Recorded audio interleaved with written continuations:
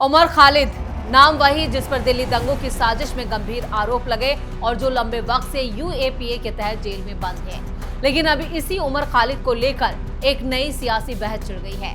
दिल्ली के press club में उमर खालिद की किताब पर हुई चर्चा में पत्रकार आरफा खानम शेरवानी ने उसे इंस्पिरेशन, रेवोल्यूशनरी और बड़ा स्कॉलर करार दिया। उसकी कुर्बानी का जिक्र किया। सवाल यह है कि जिस शख्स पर गंभीर आरोप लगे हैं उसे क्रांतिकारी नायक की तरह पेश करने की कोशिश क्यों हो रही है?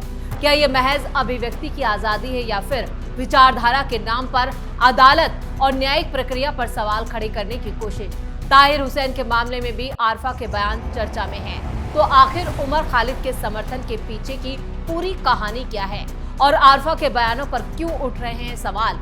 आज यूपी के मुसलमान में इस पर विस्तार से चर्चा करेंगे। नमस्कार, मैं हूं परवीन।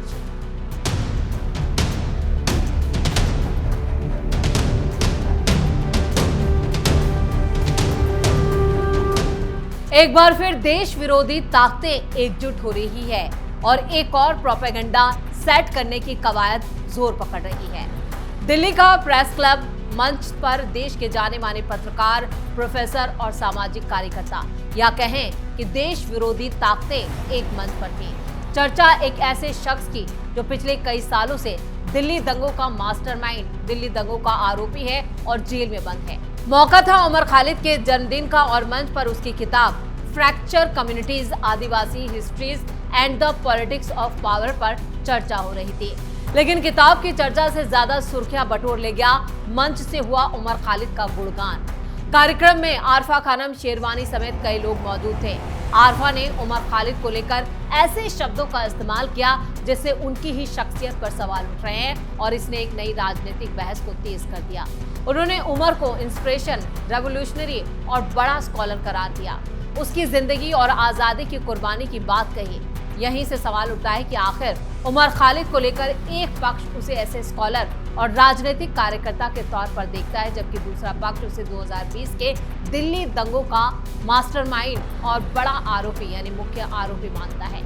ये विरोधाभास इस विवाद की सबसे बड़ी वजह है। जन्मदिन पर उमर खालिद की तारीफ में पड़े कसीदे। कार्यक्रम में उमर खालिद की किताब पर चर्चा के दौरान उसके समर्थकों और उसके प्रशंसकों ने उसकी एजुकेशन और उसकी राजनीतिक यात्रा को याद किया। आरफा ने तो यहाँ पर कही कि आरफा तो इतनी ज्यादा गिर गई कि उन्हें उसे प्रेरणा और क्रांतिकारी शख्स तक करार दे दिया।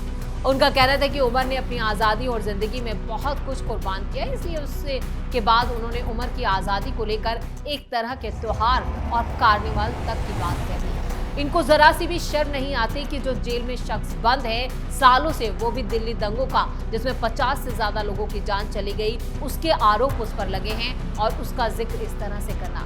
उनके भाषण का सार ये था कि उमर की आज़ादी, उसकी स्कॉलरशिप, उसकी कुर्बानी और उसके जज्बे को याद करने के लिए लोग एकजुट होते हैं। यानी कार्यक्रम सिर्फ एक किताब पर चर्चा तक सीमित नहीं रहा, बल्कि उमर खालिद को लेकर राजनीतिक और वैचारिक बहस का मंच भी बन गया। आरफा ने एक गजल के शेरों का भी जिक्र किया। उनके मुताबिक जब किसी आवाज को दबाने की कोशिश की जाती है तो वो आवाज और मजबूत होकर वापस आती है।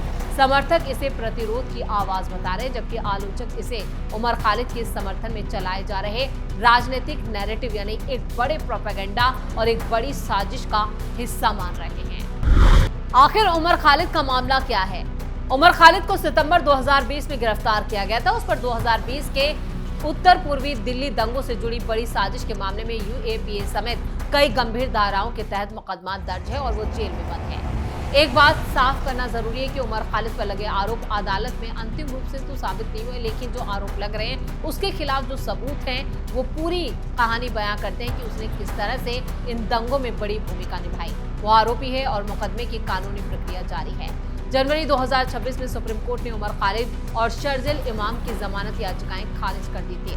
अदालत ने कहा था कि दोनों को बाद में संरक्षित गवाहों की गवाही पूरी होने या 1 साल बाद फिर जमानत के लिए आवेदन कर सकते हैं। यानी मौजूदा हालात में उमर खालिद को जमानत नहीं मिली, लेकिन इसका मतलब ये नहीं है कि अदालत ने उसे दंगों की साजिश के रूप में दोषी ठहरा दिया हो।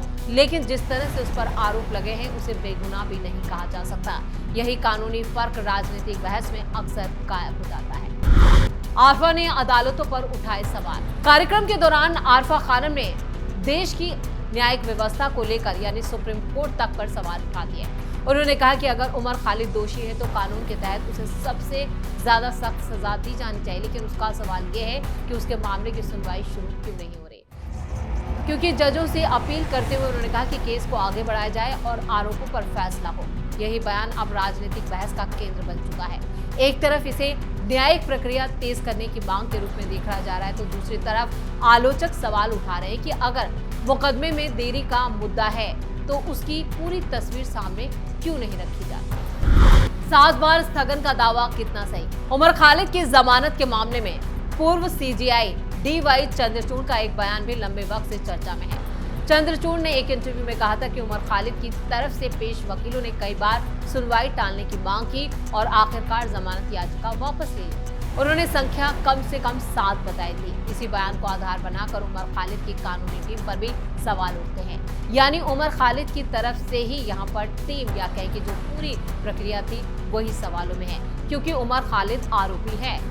सुप्रीम कोर्ट के रिकॉर्ड और सुनवाई की तारीखों का विश्लेषण करते हुए कहा गया कि मई 2023 से फरवरी 2024 के बीच मामला 13 बार सामने आया और उमर की तरफ से सीधे तौर पर 2 मौकों पर स्थगन मांगा गया था। एक बार वकील के निजी कारणों से और दूसरी बार कपिल सिब्बल के संविधान बेंच में बिजी होने की वजह से। एक न्यूज के विश्लेषण में भी कहा गया कि कुल स्थगनों में से सिर्फ 2 ऐसे थे जिन्हें उमर की तरफ से अकेले मांगा गया था, जबकि बाकी में अलग अलग परिस्थितियां थी, कहीं अभियोजन, कहीं दोनों पक्ष और कहीं अदालत की वजह से सुनवाई आगे बढ़ी। इसलिए 7 बार उमर के वकील ने ही सुनवाई टाली। यहाँ पर एक ये बड़ा ये कहा जा रहा है कि बार बार सुनवाई टाली गई, तो इसके पीछे उमर के वकील का ही हाथ था, क्योंकि उनके पास सबूत नहीं थे उमर खालिद को बेगुनाह साबित करने के लिए। उनके खिलाफ अदालत में जो सबूत दिए गए वो बार बार उन्हें आरोपी बनाते हैं। फिर फोरम शॉपिंग का सवाल कहां से आया। उमर खालिद के मामले में फोरम शॉपिंग शब्द भी राजनीतिक बहस का हिस्सा है।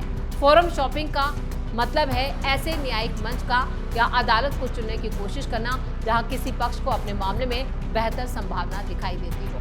2024 में उमर खालिद की तरफ से सुप्रीम कोर्ट में दाखिल जमानत याचिका वापस ले ली गई थी। बाद में मामला फिर दूसरे न्यायिक मंचों पर आगे बढ़ा और इस पूरे घटनाक्रम को लेकर अलग अलग पक्षों ने अलग अलग व्याख्या की। यही वजह है कि उमर खालिद का मामला सिर्फ कानूनी केस नहीं रह गया, ये अब भारत की राजनीति में विचारधारा बनाम न्यायिक प्रक्रिया की बहस का हिस्सा बन चुका है। उमर खालिद के समर्थकों का तर्क क्या है। उमर खालिद के समर्थकों का साफ कहना है कि उसे लंबे वक्त से जेल में रखा गया और मुकदमे की सुनवाई में देरी हो रही है, जबकि यहाँ पर सवाल यह है कि अगर किसी शख्स के खिलाफ सबूत हैं तो मुकदमा चलाया जाए, गवाहों की गवाही हो, सबूत अदालत के सामने रखे जाए और फिर अदालत फैसला करे, यानी उनका जोर ट्रायल पर है। इसी आधार पर आरफा खानम ने भी कहा कि अगर उमर दोषी है तो कानून के मुताबिक सजा दी जाए, लेकिन मामला आगे तो बढ़ ही नहीं रहा। ये तर्क सिर्फ उमर खालिद के समर्थक तक सीमित नहीं है। भारत में लंबे वक्त से ये बहस होती रही है कि गंभीर धाराओं में बंद आरोपियों के मामलों में ट्रायल में ज्यादा देरी होने पर जमानत और व्यक्तिगत स्वतंत्रता के सवाल को कैसे देखा जाए। विरोधियों का तर्क क्या है। विरोधी पक्ष का साफ कहना है कि UAPA जैसे मामलों में आरोप सामान्य आपराधिक मामलों से अलग होते हैं। राष्ट्रीय सुरक्षा और आतंकी या हिंसक साजिश से जुड़े मामलों में अदालतें आरोपों और अदालतों में उपलब्ध सामग्री को गंभीरता से देखती है। जनवरी 2026 में सुप्रीम कोर्ट ने उमर खालिद और शर्जील इमाम की जमानत याचिका खारिज करते हुए प्रथम दृष्टया मामले की गंभीरता पर विचार किया था। इसलिए आलोचकों का साफ कहना है कि किसी आरोपी को राजनीतिक या वैचारिक प्रतीक बनाने की बजाय मामला अदालत में चलने देना चाहिए और अंतिम फैसला न्यायपालिका पर छोड़ देना चाहिए। यानी उनके खिलाफ इतने गंभीर आरोप और इतने गंभीर सबूत है कि उससे उमर खालिद को जमानत मिलना नामुमकिन है। आरफा का पुराना इंटरव्यू क्यों चर्चा में। इधर ताहिर हुसैन की गिरफ्तारी से पहले आरफा खानम का एक इंटरव्यू चर्चा में। उस दौरान उन्होंने ताहिर के न्यायिक व्यवस्था पर भरोसा जताते हुए अदालत के सामने सरेंडर करने की बात कही थी। जब उसी ताहिर हुसैन को अंकित शर्मा मर्डर केस में उम्र कैद की सजा हुई, तब पुराने इंटरव्यू को दोबारा सामने रखकर सोशल मीडिया पर सवाल उठाए गए। हालांकि किसी आरोपी का इंटरव्यू करना और अदालत के फैसले के बाद उसे दोषी ठहराना दो अलग बातें हैं। मीडिया का काम आरोपी का पक्ष भी सामने रखा है, लेकिन किसी आरोपी के दावों को अंतिम सच मान लेना अलग बात है। यानी आरफा खानम बार बार देश विरोधी ताकतों के साथ खड़ी नजर आती हैं, चाहे फिर वो उमर खालिद हो या ताहिर हुसैन हो। दोनों के साथ आरफा का कनेक्शन जो बताता है वो एक समुदाय यानी खुद मुस्लिम होने की वजह से इन दोनों शख्स के साथ नजर आती है, चाहे फिर ये देश विरोधी ही क्यों ना हो। उमर से ताहिर तक असली बहस क्या है? पूरे विवाद को अगर थोड़ा पीछे हटकर देखें तो सवाल सिर्फ आरफा खानम, उमर खालिद या ताहिर हुसैन का नहीं है। सवाल है, क्या भारत में राजनीतिक विचारधारा के आधार पर किसी आरोपी को हीरो या विलेन बना देना सही है? एक पक्ष उमर खालिद को स्कॉलर, राइटर और राजनीतिक कार्यकर्ता के रूप में देखता है, यानी ये वो समूह है जो देश विरोधी है, देश विरोधी या कहे कि मोदी विरोधी है। दूसरा पक्ष उसे 2020 दंगों में साजिश के जुड़े आरोपी के तौर पर देखता है और इसके बाकायदा देश में और अदालत में पुलिस के पास सबूत है। ताहिर हुसैन के पुराने बयानों और उनके राजनीतिक जीवन को भी सामने रखा जाए तो वो भी एक बड़ा विलन बनकर सामने आता है। अदालत में साबित भी हो चुका है, सजा भी मिल चुकी है, लेकिन लोकतंत्र में अंतिम फैसला सोशल मीडिया, टीवी स्टूडियो या प्रेस क्लब के मंच पर नहीं होता।